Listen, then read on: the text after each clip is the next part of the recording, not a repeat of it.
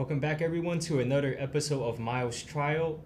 As you know, we have just wrapped up on the closing statements from both legal teams, and we have already started the deliberation process for the jurors as of yesterday. And today, there are not really much of an update because the jury is still in the deliberation process. But we do have a number of things that we will still update you guys on, just because we have only wrapped up on the witnesses' testimonies from both of the legal teams, but we have not gotten to the opening and closing, the closing statements from both legal teams as of yet. But today we will be going through the opening statements, and we will be taking some time, just because for the closing statement, they're very different from the opening statements, because there are a number of evidences that are included in the closing statements where both legal teams seeks to highlight certain elements in the testimonies made by their witnesses, and seems to establish the arguments made during the testimony of the witnesses. So this will be very interesting to see, and this is why I have Jackson and Feather here today. I know the episode that we actually skipped was because we have Jackson and Feather to stay until the whole day of the trial to make sure they have all the information from the closing statement. So now we are able to give you guys a more thorough overview of the closing statements. So let's welcome Jackson and Feather onto the show. It's good to have you guys on. Howdy, everybody. We're back. So, as we mentioned briefly yesterday, that the closing statements started in Wednesday, and starting by the government, this 3 hours closing statement, then followed by the defense closing statement, then the government has a rebuttal of an hour-ish, right? So the closing statement starts approximately 10:30 a.m. On Wednesday. So the government, it's called government summation. So as Saturn mentioned, it's like there are a lot of evidence, a lot of exhibits being shown during the closing statements, and government was presented with a slideshow kind of thing that says the title is government summation, which includes a lot of their arguments and the evidence they want to show to refresh jury and everyone's recollection or the memory of, let's say, the exhibition evidence has been shown earlier during the trial, to emphasize and to make the arguments clear and clear again, right? Right. Now, would you say that the order of the evidence being shown were linear, or were they mainly categorized by the arguments? Yeah, it's very, I would say it's very well organized. You have the like a heading, and then you have the subheading, and then you have there's let's say a thesis statement, right? And you have the topic sentence, right? And then you have the evidences to prove the topic sentence, right? This is what the format is basically. But the evidence you asked, it's not linear. So I want to say the first evidence they played before starting the talking about this summation.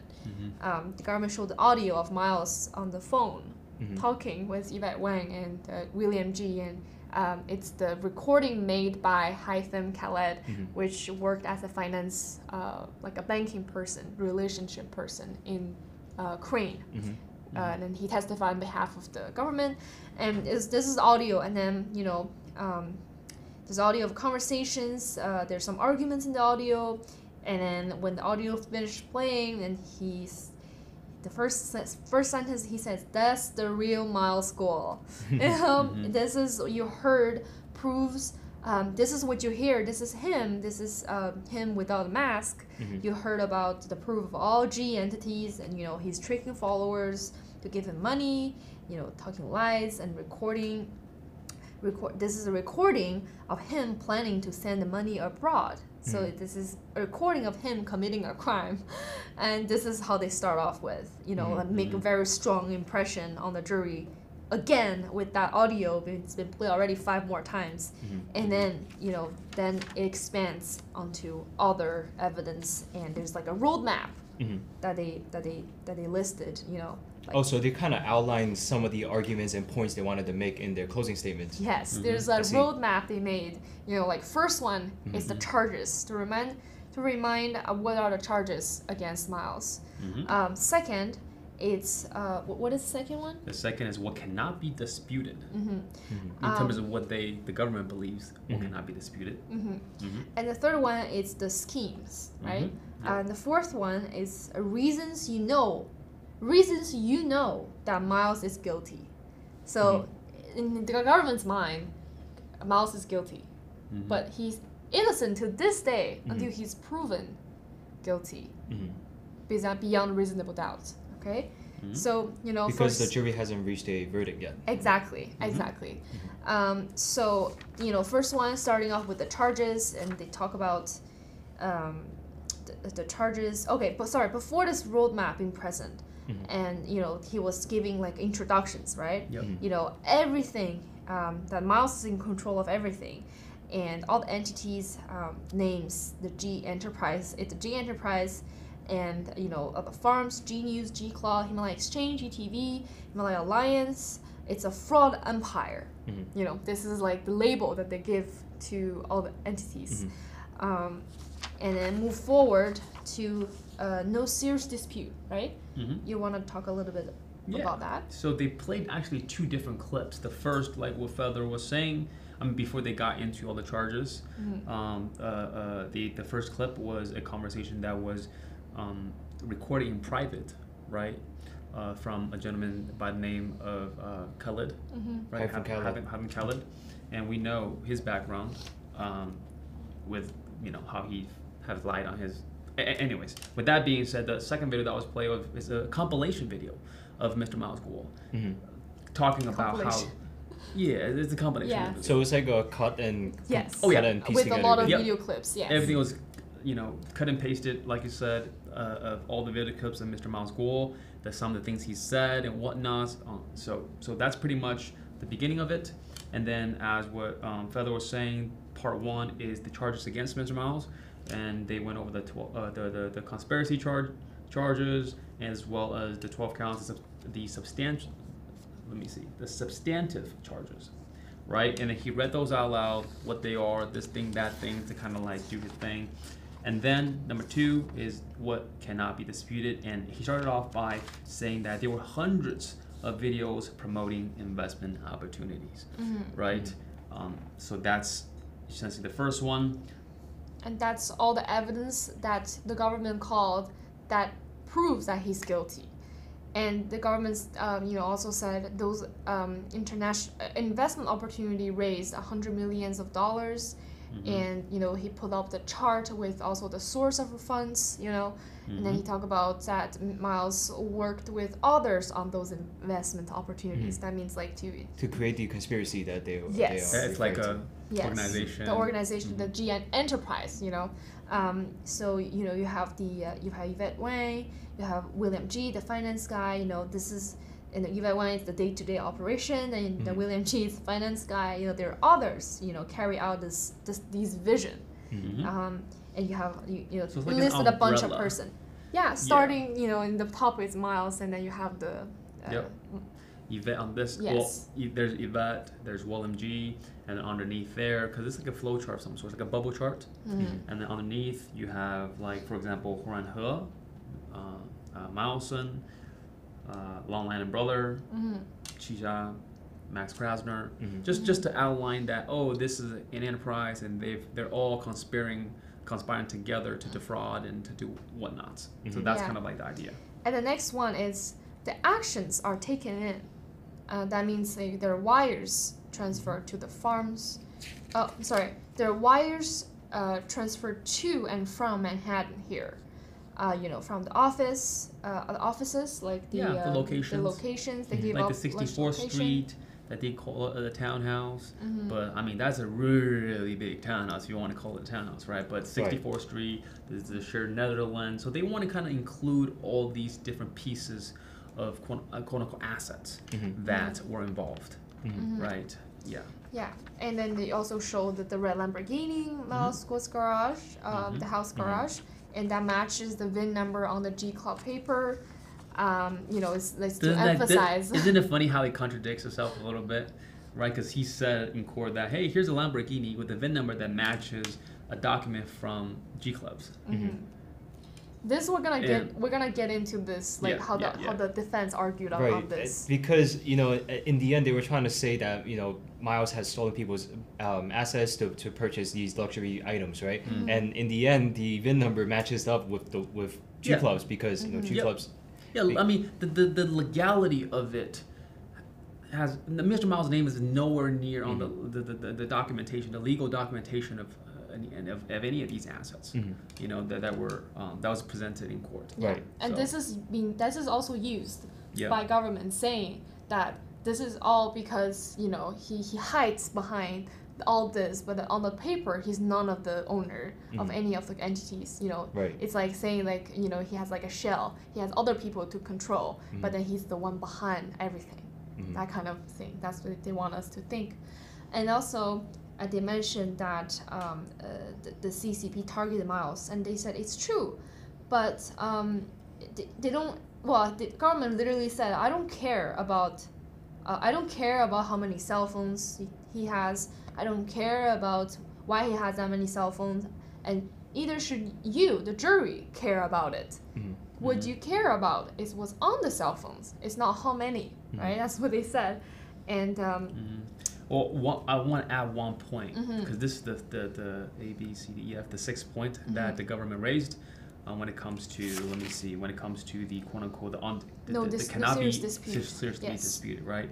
So the point was that the government said in court that Mr. Miles was targeted by the CCP, undisputed. We agree. He very, very much. She also said the FBI charged those people with targeting. Yes, those people were charged. Okay. For like example, individuals like George Higginbotham and those. Yeah. They really want to separate the movement and what happened to him, his experience with the CCP and being targeted by CCP. Want to separate all this from this case. From this case. Yeah.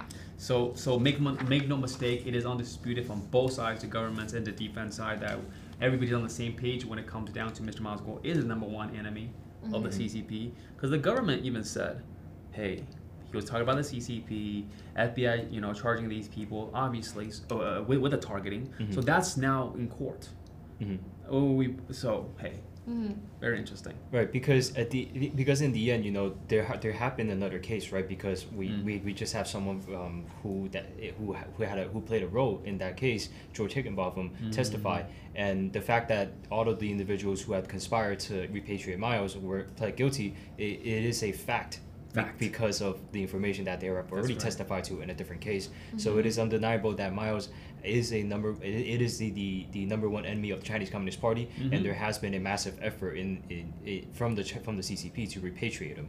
So I think that's why they're trying to keep the two cases separate, because this in fact is true. Yeah. So thank you. Anyways. So the next section would be the next section of the summation, government summation. It would be Miles's schemes. So this basically lists out all the so-called scheme listed by the governments. For example, Rule of Law Foundation, GTV, the farms, G Clubs, Himalaya Exchange, and the A10 project. So and then for each so-called scheme, they talked about the reasons that Miles is guilty, and then because he told this lie on this. So like a summary of for rule of law, what he lied about, and then for GTV, what he lied about, okay, for farm loan program, what he lied about, with G Club, what he lied about, Himalaya Exchange, A10 project, and all that.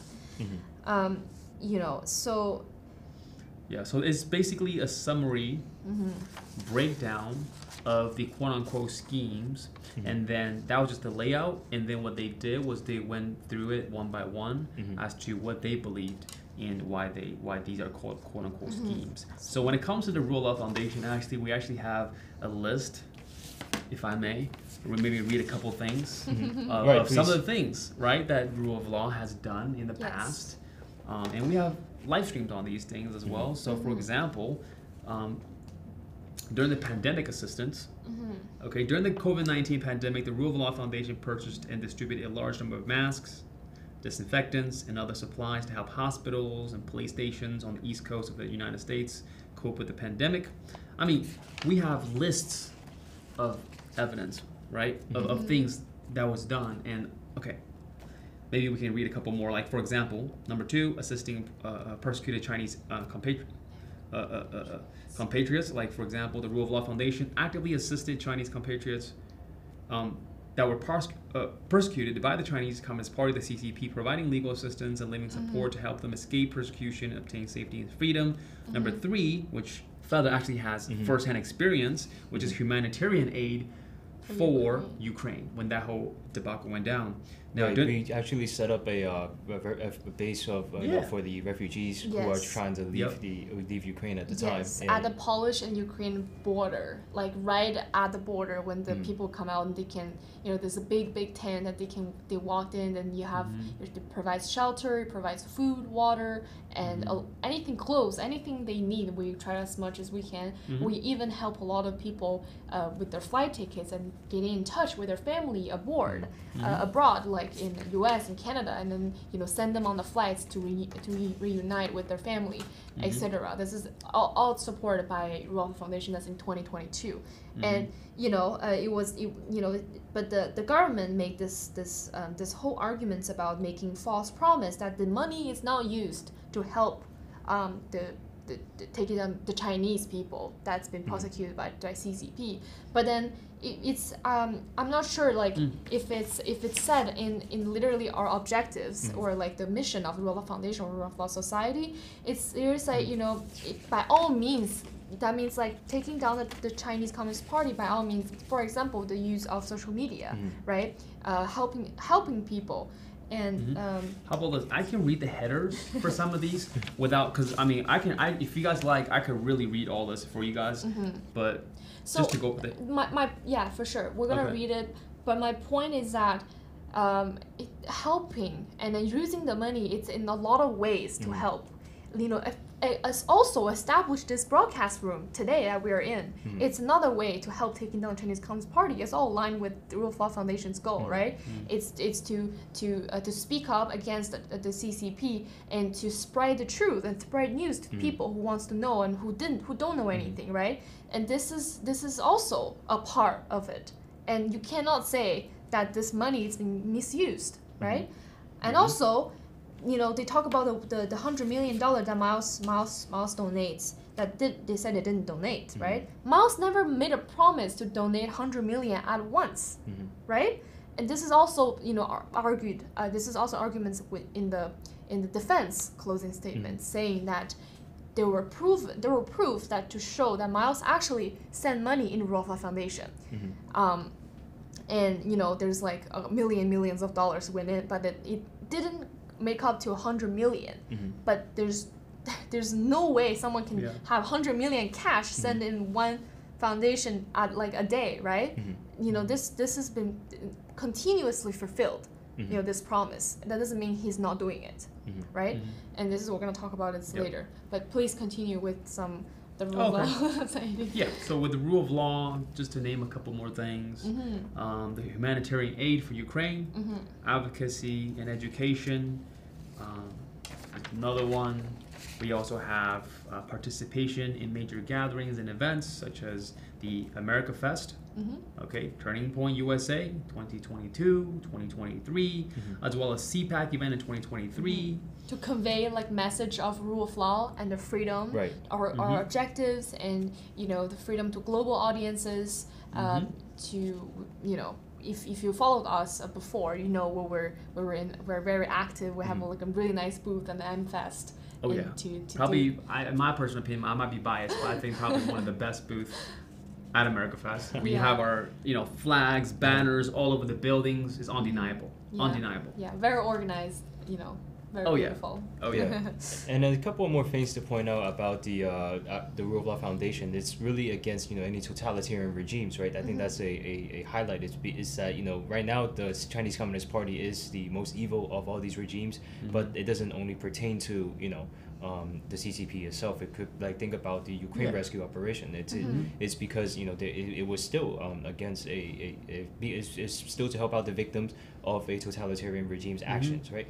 And I think as you said it, you mentioned it beautifully. It's not black and white in what we could do to pursue this purpose. There's many ways we can do it, like Jackson had just mentioned, through advocacy, right? I think right now in this time it's so important for us to educate people on the evils of the Chinese Communist Party and the dangers of the Chinese Communist Party, especially when we, the NFSC, has so much exclusive intelligence to provide, right? So whenever we attend these events like America Fest, we actually have provided so many pieces of intelligences while we are at those events. So in essence, what it speaks to what we do. I think that is the most crucial part, is really just education and advocacy and the spread of the truth. Yes, because without knowing everything, without learning about it, there's no way you can start to take actions, right? This is like a threshold that you have to step in order to make actions, because you need to learn all about this. Because without realization, without knowing what's happening, you can't. What are you gonna do, right? You can't. There's no way you're gonna start doing actions. You can't protect yourself against the evil if you're not aware of the evil itself. Yes. Correct. And I think in recent years, this has actually been in the media, it's actually been more information going out there about the Chinese Communist Party.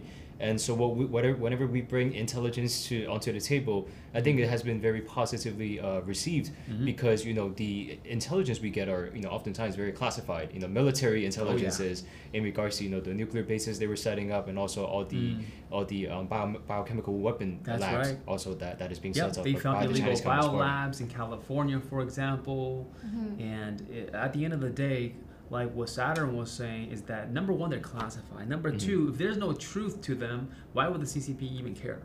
Why are they so afraid to, one, attack and target and do all the things? So one is very classified information.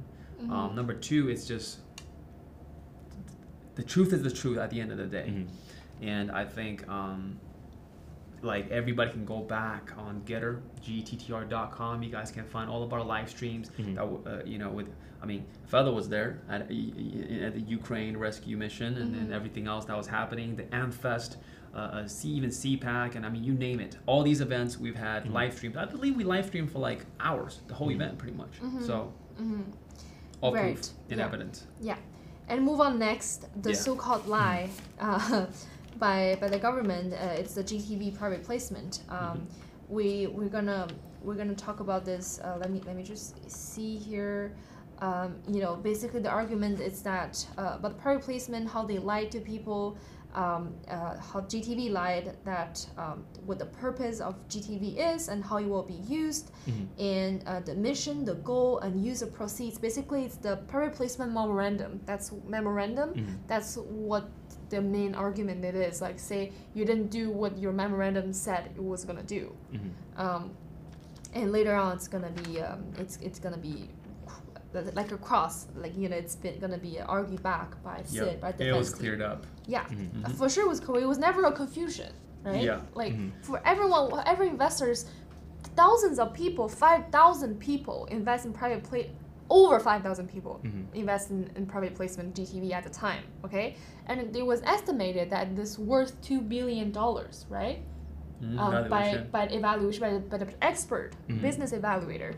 And if there's let's say people that said they got scammed, right? But there's other people, there are thousands of people that still invest in it, that want the money to keep in GTV investment, although it's been closed. But they're not dumb, right? They're not stupid.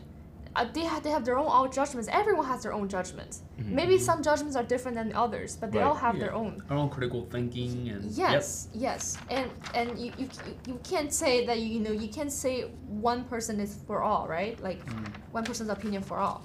So, the lies he lied about what's gonna use it for, the guarantee of no loss, that the money he spent on himself and family. This is the three main lies about all the the so-called schemes that's argued by the government, okay? The next one's the farm loan program, lend money to get stock, he gives testimony of other government's defendants.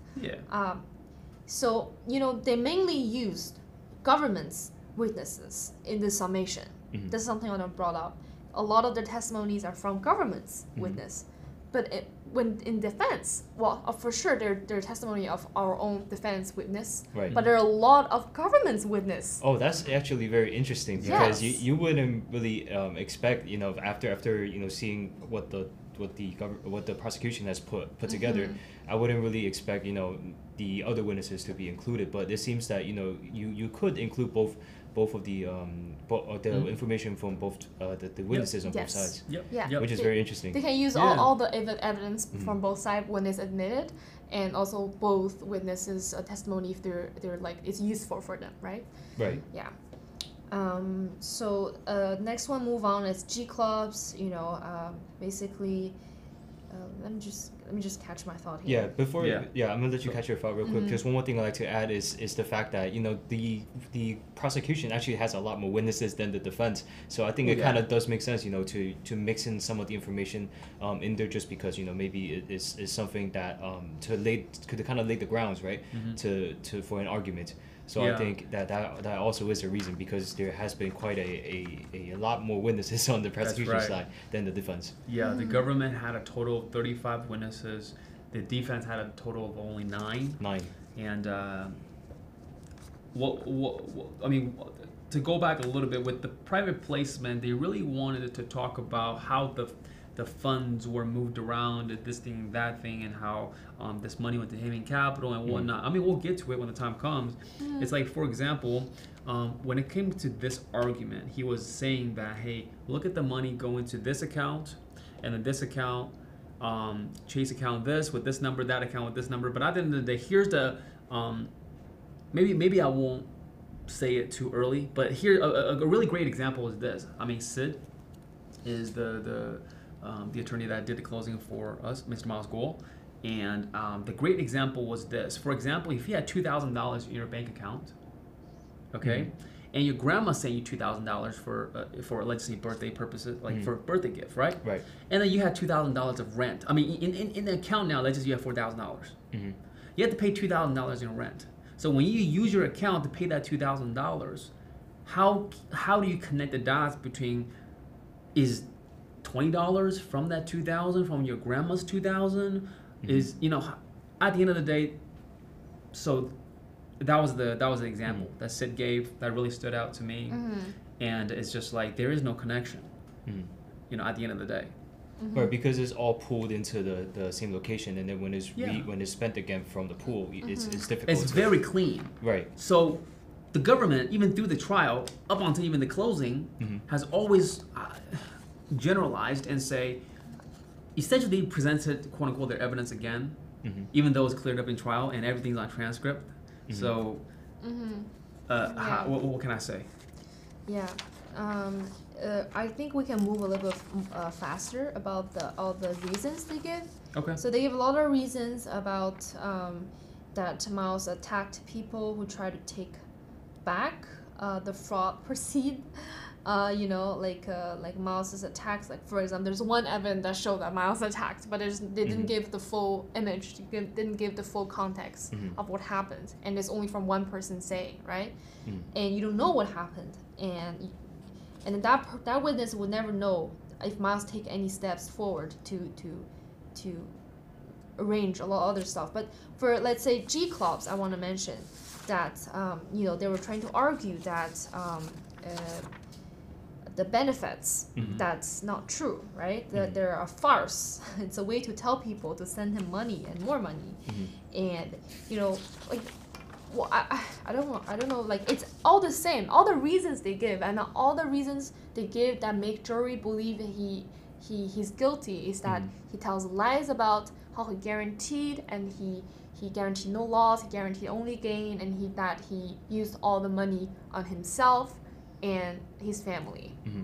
So this is the three main arguments that the government trying to put up there, you know. So are there any entities or I guess investment programs besides the farm loan and also G clubs that they brought up? Yes. And and also the private the- placement. And Himalaya Exchange. Yeah, I mean, with the farm loan argument, they really wanted to say that, hey, take a look at the interest that you were promised, right? This thing and that thing you were promised. Like, for example, when it comes to the interest rate, the farm loan program, you're supposed to receive, for example, 3%. And they say, oh, nobody received any interest. What happened, right?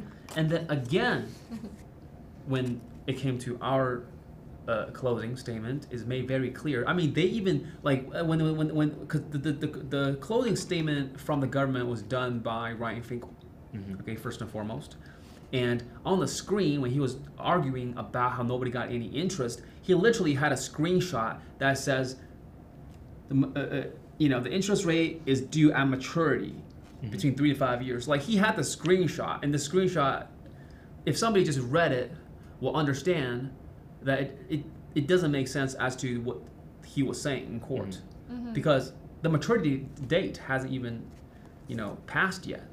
So legally, nobody was supposed to actually receive any interest anyways. So anyways, that was something that I caught. Yeah, and also they mentioned about the disclaimer that Miles often talk about in his broadcast and also on the paper too. Disclaimer and on G clubs and everything. And the disclaimer they're saying, how on the white paper, or let's say this is this, to actually formally, legally to tell what this is, that this document, this investment is, it is a disclaimer. So for government, this is an intention. It's his intention to have a disclaimer. Okay, it's to protect himself if anything like this happens.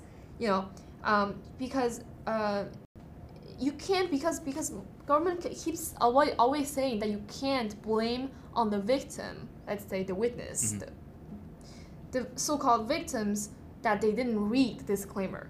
You have to blame on Miles's intention to fraud. This is you have to focus on. But the thing is, it's like Sid mentioned. It's like, damn you do, damn you don't, right? If you do put a disclaimer, they say, oh, it's your intention to fraud people, and this is just to protect yourself. But if you don't put a disclaimer, isn't it even worse, right? So it's like both ways. Like you have ways to make it bad, right? Like if you do both ways, the government says it's you're not doing it can be argued both ways. Yes. Yeah. This is like there's a Chinese saying, like, if you want to give crime to this. Add crime to this person, you will find a reason to find the crime on this person. I don't know if I can put it better way, but this is like what it means basically. With the disclaimer, later on we found out that a lot of things that Miles doesn't even know, there's a disclaimer. He was never in charge of the disclaimer, because let's say the G clause belongs to Limarie Reyes, which was the former CEO of G Club Puerto Rico. The disclaimer is her and her marketing team put up on the website for themselves. If Miles is the boss, like everyone said, like why would his employees do something that doesn't even ask him, right? You're gonna get fired by the boss if you don't ask them about this. This is pretty important. It's a disclaimer, right? Yeah, it really showcased. I mean, with the whole disclaimer.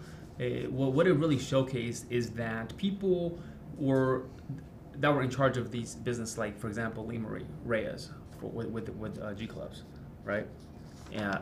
They were independent thinkers and they made decisions outside of Mr. Miles Guo. When it came, like this is just one example of the disclaimer that was added without getting quote unquote approval from Mr. Miles Guo. He didn't even know. So it's like people were independent thinkers. They made decisions, like. Individually, standalone, away from Mr. Miles Guo. So that actually, cleared up a lot of that. Right, because I do remember in a lot of in quite a few of the witnesses' testimonies, it was made in the way that gave the impression that Miles instructed them to do certain things, and later during cross-examination or in some of the certain parts of the testimonies, like you had just mentioned, that we found out there's certain things that they put out. They pretty much had the full liberty to decide on what to put out, like the disclaimer. And I do understand also with the services as well, right, for G clubs. I think that was also given that they also had the liberty to do that as Yeah. opposed to being instructed to by Miles. Yeah. You mean like the service and benefits provided by G Club? Yeah. Yeah. So, like talking about G Clubs, the membership fee, like Sid gave a really good example about the membership. So it's like you pay for Apple Music or Spotify, you pay like Netflix. yeah, same thing. The subscription to something, to a membership. You just pay the money and you enjoy the benefits in their service, right? Yep. And this is for G Club. It's a lifetime benefits. You don't give like money continuously to keep your membership. You pay it and then you enjoy for the rest of your life. And whatever added to the benefits, you would enjoy, right? Correct. So for this, it like the membership we mentioned earlier, you give the money, you enjoy benefits, and your money is gone. There's no way you can like take it back because you enjoy the benefits. Like how this is not a buy something like, you return. Yeah, it's like, for example, if you subscribe to Netflix and you watched a year, 2 years of movies and TV shows on Netflix, and then you call their accounting back and say, hey, can I get my 2 years of subscription money back? I don't think anybody's going to give you your money back. I mean, you can try with, Netflix. I mean, you name it, Spotify, Hulu's of the world. I mean, you can try calling them. Yeah. But this is the same thing. The business, right? It's the same thing. And also they talk about how G Clubs are developing all the benefits all around the world, and you starting with G Fashion, but there was travel, there was hotel deals, there was all that, and a Formula One experience, all that. But keep in mind that when that all happened, it was in 2020, the peak of pandemic. Like couldn't travel. Just think about all the challenges that everyone is going through. All the challenges exist for that company as well in G Club. It's the same. And all the struggles, and then even normal people, students have struggles, let alone a start-up company, right? Yeah. Like this is all the facts you have to consider, right? There's challenges facing by the company and like any other companies, right? Yeah, like what Feather was saying, when it comes down to the benefits, like for example, the travel benefits, the hotel benefits, it was the pandemic, nobody could travel anyways. Right? Where could we go? Well, everybody was locked down. And another argument was brought up from the benefit of G Fashion. Well, the government brought businesses on that spent thousands of dollars on G Fashion. And not only spend so much, how much did they receive in discounts? The discounts. Also thousands of dollars. Thousands of dollars. Yeah. And the thing is, they complain despite the quality that they were complaining about, they still decided to spend thousands of dollars on a piece of clothing that So it's like, go to any large name brand. Like if you go to Rolex, you bought something, you say, oh, I don't know about this watch, it's not the best, but I got something on my wrist now. So it's like, so of course, so it actually solidified that, guess what, you actually received benefit, right? And you actually bought these things yourself, right? Nobody coerced you, right? Like Feather, I'm not coercing you to buy a piece of G Fashion. Right? Like nobody, like Mr. Miles goes like, hey, I'm gonna, you're forced to buy G. Nobody's forcing anybody to buy G Fashion. So that was very interesting. That was brought up with G Fashion and government's witness. Yeah. Like for example, the witness by government, Joe Le, right? He was a former filer. He bought like 30-ish pieces of G Fashion, and then he starting up with complaining the quality. Like Miles did, he complained about quality too, and as we all know, that in the Lian, the CEO of G Fashion testified that they changed the manufacturer, they changed everything to level up the quality. But then back to Joel, he spent money on G Fashion and complained about quality. He continued to purchase G Fashion even though he complained about the quality, right? And he mentioned that this is the way he thinks he will contribute to the movement, that he thinks that this is a good cause. Yeah. And talking about movement, government trying to separate completely that this case, it's nothing to do with the whistleblower movement. It has nothing to do with him being a target. If anyone who's a target is his victims, that's what government's word. That his victim is a target, he's not a target of CCP. That's what's mattered, and that's what he said. you know, and he's not sure if Miles is a political activist, you know, so. And you know what's interesting? Because when they're going through this, they're saying, hey, these are the lies, right, that Mr. Miles told. But we actually caught a lie that the government said in court, which was he said that Mulan, or Mr. Miles gave the sunglasses one to of the Mulan. government's witnesses. Yeah, one of the government witnesses. I forget the exact number, but one of the government witnesses, Mulan, or her internet name is Mulan, but her real name is Yali, Y-A-L-I, that Mr. Miles gave her, Yali, a pair of sunglasses for the work she has done. But we know the reality, you know, it's testifying in court, and it's also in the transcript that it's her that asked for the glasses, right? She complimented Mr. Miles, go, oh my God, it looks so good, this thing, that thing. And then Mr. Miles, go out of his generosity, sent it to her. Not for the work she's done, but just, right? So so that was very interesting. I caught, it's like, oh, okay. Yeah, you know, for sure. So I just want to, like, you know, summarizing the government summation by Sid's word, so our defense lawyer's word. He said the government's summation is long on talks and short on evidence. So, you know, they're giving you, they want you to connect the dots, you know, from evidence to evidence, but they didn't give you the dots to connect. There's no actual evidence for you to even make that connection if you look at evidence one by one, piece by piece, right? And yeah, so they said government has failed to prove Miles is guilty, and from the defense's from the statements. defense, yes. So we're like we can let's do a little bit crossover. Of Yeah, I what think they that's do. okay because you know what we're trying to do here is kind of, you know, provide the full idea of, sure. of what is going on between the two statements, because as we know, this is about a compilation of all the evidences, and we have already seen some of the cross-examinations done by our defense team. So I think it is very appropriate for us to, you know, kind of get into some of the cross-arguments from the defense side. Yeah. So starting off, before talking about the case, before talking about the entities that he established the whistleblower movement. Okay, we have to think about what he did to advance this movement, right? And, you know, speaking against the CCP, and the CCP trying so hard to destroy his credibility, you know, because he's a pro-democracy, pro-freedom, and trying to bring this to the Chinese people in China. You know, he's a pro-Chinese democracy movement. Wants to destroy this at its birth, right? Like, for example, there's Hogs Fund, there's Red Notice, you name it, right? And this is to get him out of this country and send him back to China. And this has been proven again in court by George Higginbotham. Yeah. So he did, all of this happened. That pushes him to establish this movement. So you have to think about the things that happened to him that made him the CCP's #1 priority of attack, right?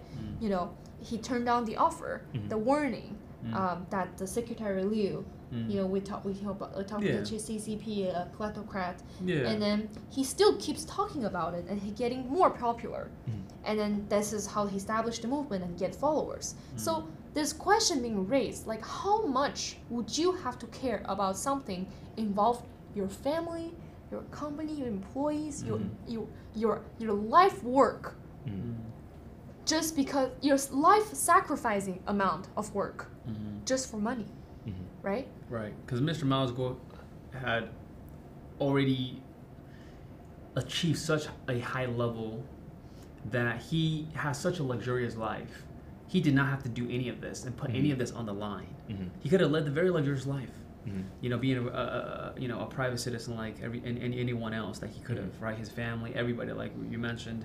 But he chose to take this path, this mission of taking down the CCP, to bring freedom, democracy, the rule of law, freedom of speech, freedom of religion, you name it, to China, the Chinese people, for the very first time in history. Like, for the very first time in history, and everything's documented. That's the beautiful thing about this. Right, and just think about, you know, all the assets that the CCP sees that belong to Miles, you know, in Hong Kong, and also the danger that not only just himself but also his family members faced prior to right after he began to go on the mission of taking down the CCP, and whistleblowing against the CCP. Right, and the government argues that, you know, everything starts after the Hong Kong government seized his assets and everywhere else. This is the argument that saying, oh, look, his assets been seized, right? He's frozen. You cannot take any money out. That's why he starts to defraud people to give him money. This is his arguments. So the thing is, they forgot he has a family fund. And he has family, right? His brothers, Right. his wife, his friends, his sons. They're all like, they all give him a hand of help. And then, like I said earlier, like, if he needs money, would he actually throw everything away just for money? His life, right? His family, his company, etc., etc., etc. So, living in a luxurious life, that's long before. That's never changed. Something that's never changed. What he wears in 10, 15 years ago, he still wears now. It's the same. And he doesn't have to go around this whole thing, to make all these efforts just to enjoy his luxury life he's been already enjoying, right? Because Mr. Miles is a multi-billionaire, Yeah. guys, by the way. You guys can look at some of the work he's done in the past, some of the real estate that he's developed. This man is a multi-billionaire, and he's a cheat. So yeah, I mean, at the end of the day, just using common sense is... And yeah, for sure, like, use common sense, and it's absolutely no way that you can take the movement, the whistleblower movement, out of any entity, anything, the movement, anything he established and he inspired people to do, because what happened to him, with the PACs, right? The bankruptcy, the PAX case that eventually led up to the bankruptcy case. Yes, the PAX, PACs and VOA, Voice of America. When his interview got cut off. Yeah, the Red Notice, Operation Hawks Fund. That all. Do you think after experiencing all that, they did nothing? That did nothing to his mind. Well, That to his changed lifestyle him. too. They talked about how he continued to live the life he lived. I mean, you think that none of that happened for nothing? You think that did nothing to his mind, what he thinks, the way he thinks changed, right? This is how he have all that experience carried with him to invest in all the movements. Everything that it is now, right? Right. And another thing too, I would like to point out is, think about back then in June 4th, the Tiananmen Square massacre.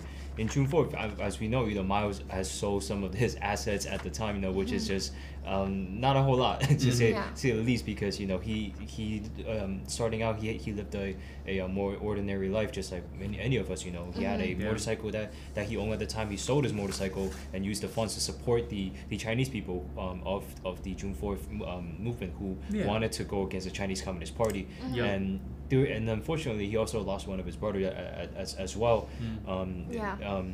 And also, I think after that, it has been taking down the CCP has been something that's always been a part of his purpose. And I think that is the important thing, is to not really just consider the fact that he wanted to take down the CCP at that moment, because there's a whole process, right? I think for him, even think about back then when he constructed one of his hotels, some of the CCP members, they wanted to take the hotel away from him. He did what he was able to prevent that the first time around. But as we know now, the hotel is being seized, is already been seized by the Chinese Communist Party.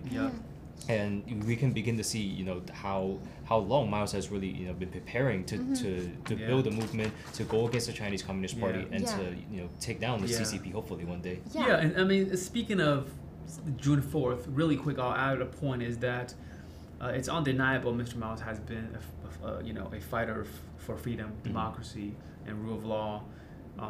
All the way goes back to before he was even in his 20s. Right, and he was on death row too. For June 4th. People that were locked up with him were dragged out, executed, you name it. So he's lived through a very rough ordeal. And also he invests so much of his time doing the GTV and Rule of Law Foundation. He established these things and relationship with Kyle Bath and Steve Bannon, all that to advance all the movements and stuff. And if his goal from beginning is to fraud people, why did he do so much, right? the time and effort he put in, it's all proven by the witness testimony. Why did he invest that much to do so, right? And also I wanted to say, just look at the timeline of everything what happened. He has bankruptcy case in 2022, right? GTV private placement, farm loan program, G-Clubs, Himalaya Exchange, that all happened in 2020 and 2021. So before that, he didn't file personal bankruptcy. So when bankruptcy case happened, they asked him to pay. It was over $100 million. It was $100 million in 5 business days, right? Why didn't he use investor money to pay it? Right. And I think that's a very great point made by our defense team when they came up in cross-examination. Yeah, right. So, and also, like, all the statements are if all the statements are made with a fraudulent intent,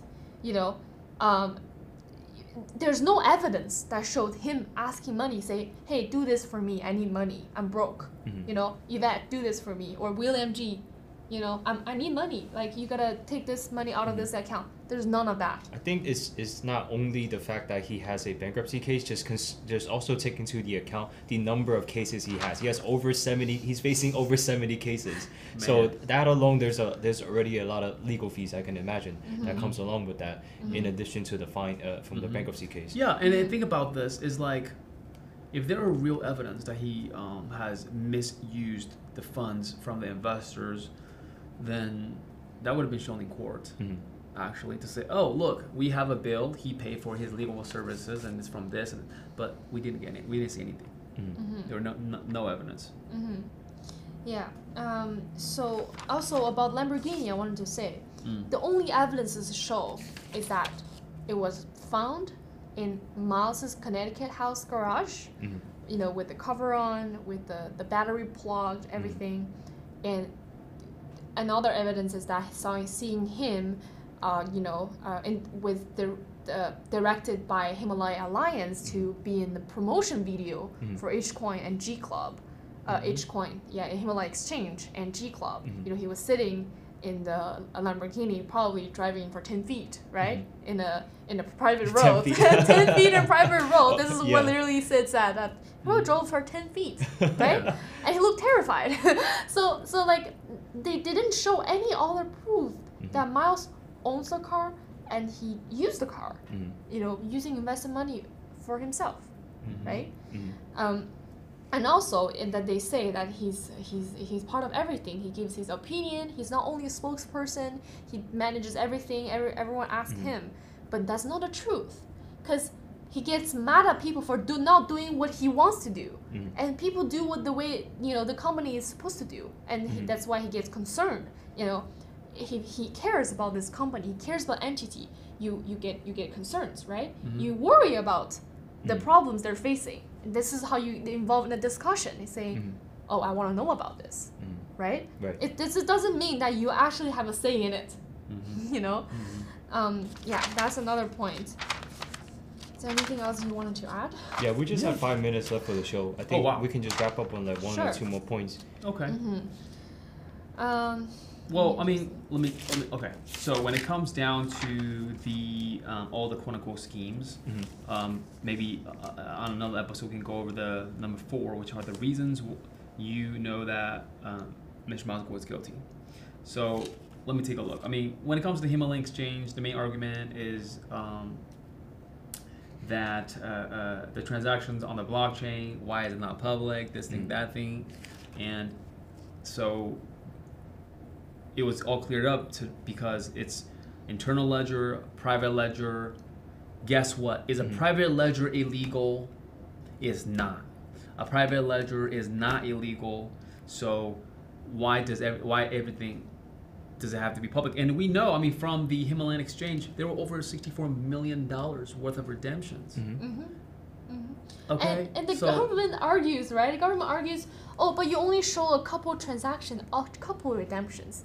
But what are the people that actually had redemptions? Like, all the fellow fighters that didn't show, right? Like, for example, when you invest in anything, in an asset that you believe, I mean, why would you invest in a depreciating asset? First of all, that would lose money, right? It doesn't make common sense. So, for example, if you were to buy a piece of asset, okay, everybody that's, with us, if you were to buy a piece of asset that you are perceived that you will make a return, right? Obviously, return on investment. And why would you sell it after you've only bought it for a month?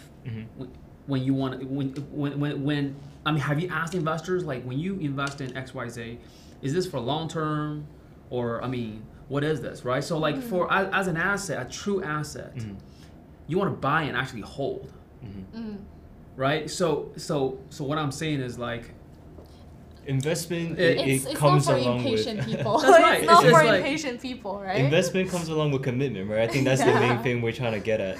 Yeah.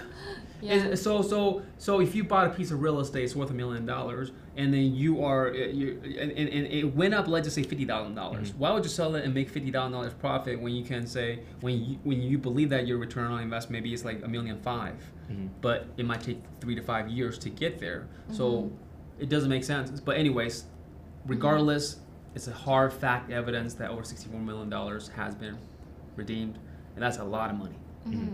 Yeah, and like last thing I want to mention is the quality of the evidence from the government. This is also a very great point brought up by the defense team, that there are, the judge gave instructions. There are a lot of witnesses by government. They're like 35. 35. Okay, thank you. 35 witnesses, but you gotta focus on the quality of the testimony, not the quantity. A law doesn't mean they're all saying the truth and they're all great witnesses. No, they're not. You think about how they answer questions, right? Like Yali, like Khaled, like those people. There's a classic people. Those people that, like, let's say Jenny Lee, right? There's a significant difference when they're on direct examination and cross examination, right? Direct, they answer flawlessly. Everything you ask, I'll answer. And on cross, they get around with a question every single time. I don't remember. I don't know. Nothing. Like, this is what Sid said literally in the court. And also keep in mind that when those three witnesses, Yali, Khaled, and Limery Rice, have a non-prosecution agreement. The deal is, if you want to keep the deal, is that when government think you're not telling the truth. So if government thinks you are telling the truth that benefits the government, they would not say, "Hey, you're lying." Right? So this deal, it's literally... It's based on the government's discretion as to what they believe if you're telling the truth or not. Because if you sign a non-prosecution agreement, or what we learn in court is that if the government, you take the stand for the government, you say X, Y, Z. If after everything's said and done, the government says, I thought, you said this thing, and, it's like, so does it really hold... It doesn't really hold too much for the actual witness. Yeah. So government has obvious plans with those witnesses when they have an NPA. There's still certain things they want them to say, and they determine whether they're telling the truth or not, right? So you think about this, and you would really think about their credibilities, right? Very contradicting. Yes. Yeah. And this is like, there's so much in the closing statements, and I really recommend everyone to go to NFSCofficial.com to see the official court documents for the closing statements the day before yesterday, Wednesday. So I'll give the... Right, and I think today we actually went through a lot of the arguments, and it's pretty refreshing for us too, because it's been quite a number of days since we have gone to this point. It's been over 30 days already for the trial. So I do want to say that this is very good to refresh our memories on certain testimonies being made and certain arguments being made, right? Because right now we are pretty much seeing the cross-examination and some of the arguments that from the legal teams directly through the closing statement. So that is very interesting as well to see some of the points like pretty much raised directly, things being directly pointed out by the legal teams.